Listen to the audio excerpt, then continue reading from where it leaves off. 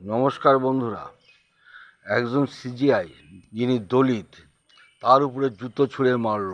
আজ পর্যন্ত ভারতবর্ষের স্বাধীনতার ইতিহাসে এরকম দেখা যায়নি।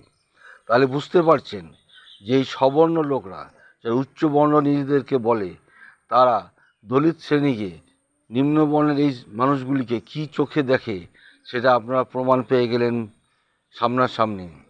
এবং এরা যদি হিন্দু রাষ্ট্র গড়ে তোলে, হিন্দু রাষ্ট্র কেমন ধরনের হিন্দু রাষ্ট্র হবে সেটা আপনাদের বলতে আর দ্বিধা নেই।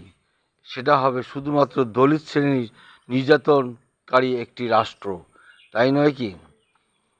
একজন CGI, chief justice of India, সর্বস্তরে বসে আছেন, তাকে জুতো মারার সাহস এই আরএসএস পন্থী বর্ণবাদী লোকেরা পায়।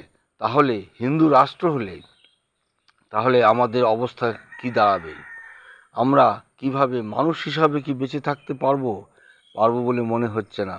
আপনারা যারা এখনও ব্রাহ্মণ সবাই খারাপ নয়, কিন্তু যারা ব্রাহ্মণ্যবাদী, আরএসএস পন্থী এবং হেডগাঁওকার পন্থী, সাভারকার পন্থী, এরা কত নিকৃষ্টতম মানসিকতার পরিচয় বহন করে সেটা আপনারা এই সিজিআইয়ের উপরে, চিফ জাস্টিস অফ ইন্ডিয়ার উপরে জুতো মারা দিয়েই প্রমাণ পাবেন। এবং চিফ জাস্টিস এবং ইন্ডিয়া ওনাকে সঙ্গে সঙ্গে ক্ষমা করে দিয়েছেন।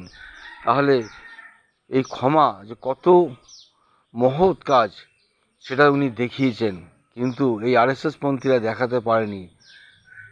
তাই বিবেচনা করবেন, ভাবুন এবং ভাবনা থেকে সঠিক সিদ্ধান্ত নিন। এই আরএসএসদের নির্মূল করতে সাহায্য করুন। নমস্কার।